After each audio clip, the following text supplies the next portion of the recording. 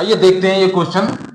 90% बच्चे क्वेश्चन को देखते ही दूर भागते हैं, तुक्का लगाते हैं, जिससे इनका तुक्के में रिजल्ट भी ऐसा ही आता है।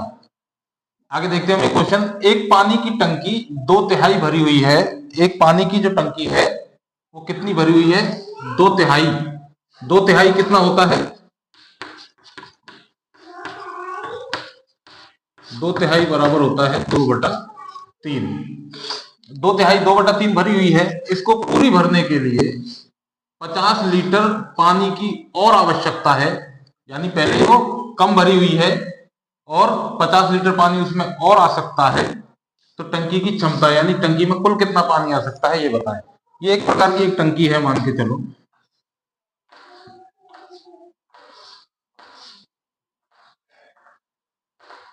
जो कि कितना भरी हुई है? 2/3। 2/3 को यदि मैं डिटेल में आपको समझाऊं तो हम ये कह सकते हैं कि इसमें से हम 3 हिस्से कर दें। कितने हिस्से कर दें? 3 हिस्से कर दें, जिसमें से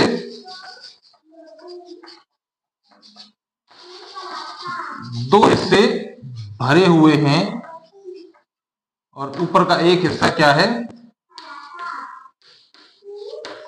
खाली।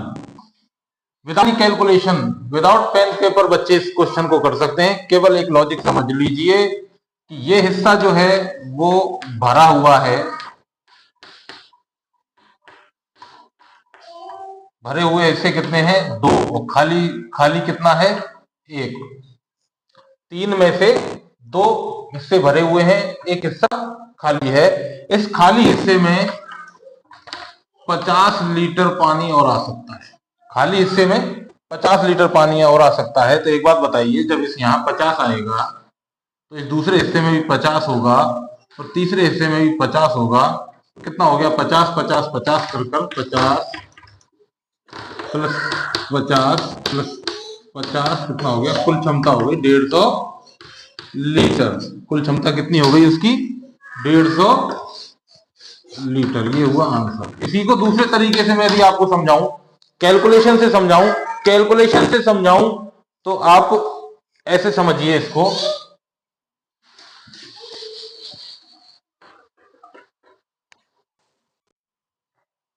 इसी क्वेश्चन को हम दूसरे तरीके से समझते हैं। देखिए, एक पानी की टंकी 2/3 भरी हुई है। पानी की टंकी मैं आपके लिए बताता हूं। इस प्रकार एक पानी की टंकी है, 2/3 यानी 2/3 वह भरी हुई है। भरा हुआ हिस्सा कितना है?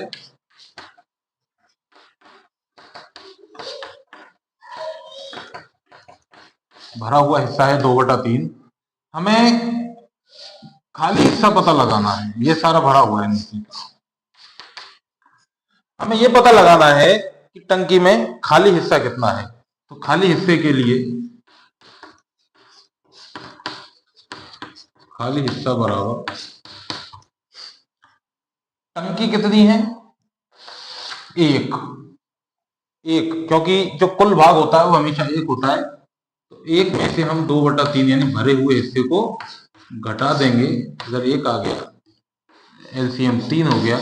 1 का भाग 3 बार 3, 3 का भाग 1 बार 2। खाली हिस्सा कितना है? 1/3। इस 1/3 में 50 लीटर पानी और आ सकता है। कितना आ सकता है? 50 लीटर पानी और आ सकता है। तो कुल हिस्सा ज्ञात करने के लिए हम करेंगे 1 बराबर 50 और बटे में लाएंगे 1/3। 2 तो 1 नीचे और 3 ऊपर, तो 1 बराबर 50 गुणा 3 से आएगा 150 लीटर। यानी कुल क्षमता उसकी कितनी है? 150 लीटर। और ये इसका है आंसर।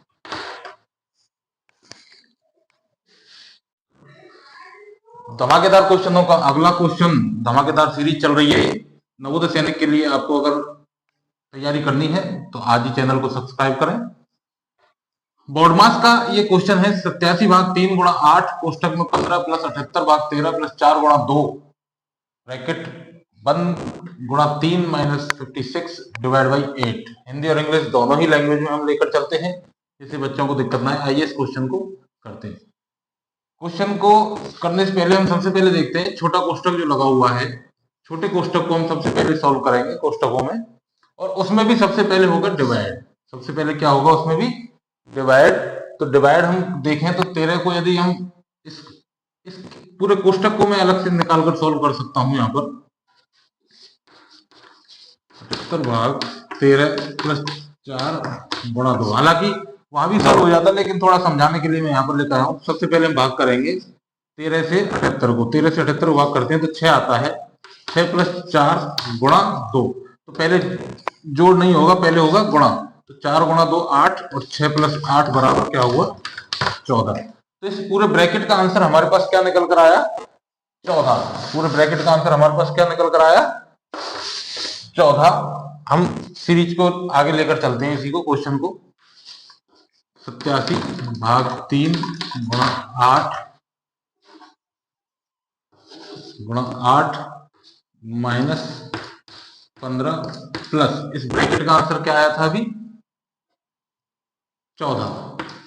14 ब्रैकेट हट जाएगा, ब्रैकेट का आंसर हमने यहां लिख दिया। 15 के बाद प्लस, प्लस के बाद 14 गुणा 3 माइनस 56 भाग 8।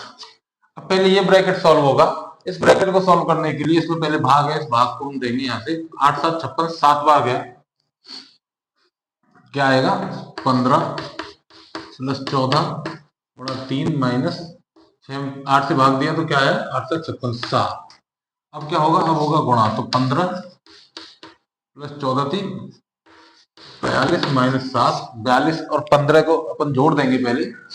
57 माइनस 7 बराबर 50। इस ब्रैकेट का आंसर क्या आया? 50। इस ब्रैकेट के आंसर को हम अगले स्टेप में लिख देंगे यहाँ पर। तो 87 भाग 3 गुणा 8 माइनस क्या आया था? 50। ये ब्रैकेट भी सॉल्व। अब क्या बचा हमारे पास? सबसे पहले हम देंगे भाग, क्योंकि ब्रैकेट सारे खत्म हो चुके हैं। अब 3 से इसको भाग दिया तो आएगा 29। भाग का आंसर क्या है? 29 गुणा 8 माइनस के 50। 24 240 में से 8 गए तो 232 माइनस 50, और आंसर आएगा इसका 182। क्या है? क्या आंसर 182? हाँ 182 आंसर है। आंसर हो गया हमारा सी 182।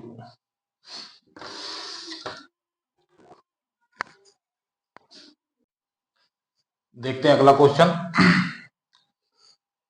ए बटा बी, सी बटा डी, ई बटा एफ का में से, या HCF जिसे इंग्लिश में कहते हैं, इनमें से होगा। देखिए क्या होगा।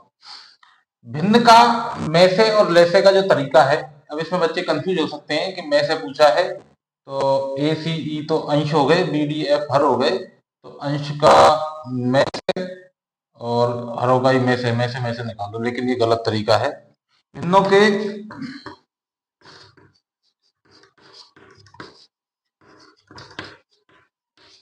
लेसे के लिए क्या करते हैं? लेसे जब भी पूछा जाएगा, अंशों का लेसे बटे में हरों का में से, ये लेसे का तरीका है। और भिन्नों के में से का तरीका क्या है?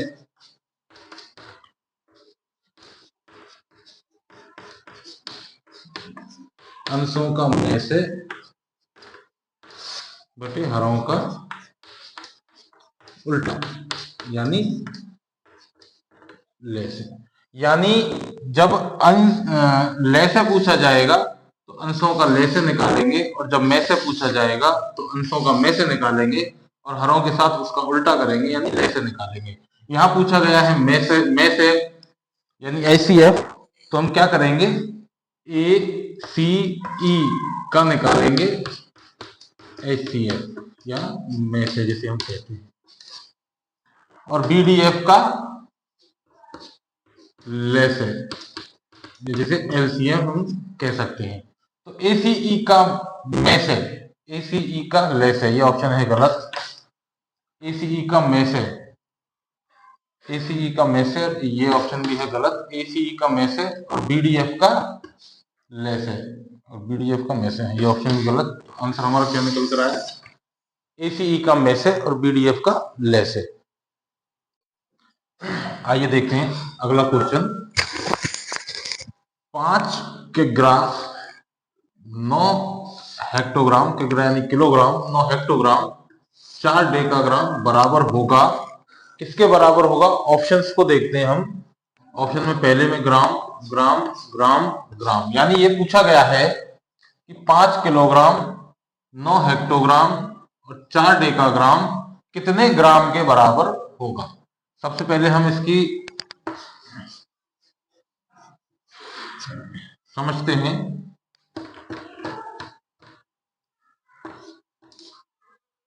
यहां पर हम देखते हैं, सबसे पहले हम किलो, ये हो गया हेक्टो, ये हो गया डेका, ये हो गया मीटर, लीटर और ग्राम, ये हो गया डेसी, ये हो गया सेंटी और ये हो गया मिली।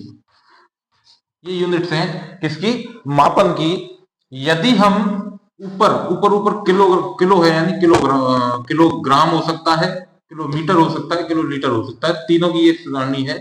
ऊपर से नीचे यदि हमें आना हो, यानी ऊपर की इकाई से नीचे की इकाई पर आना हो, तो हमें 10 से, प्रत्येक सीढ़ी पर 10 से गुणा करना पड़ेगा। और यदि नीचे से ऊपर की यूनिट पर पहुंचना है तो हमें 10 से भाग या 10 का भाग करना होगा।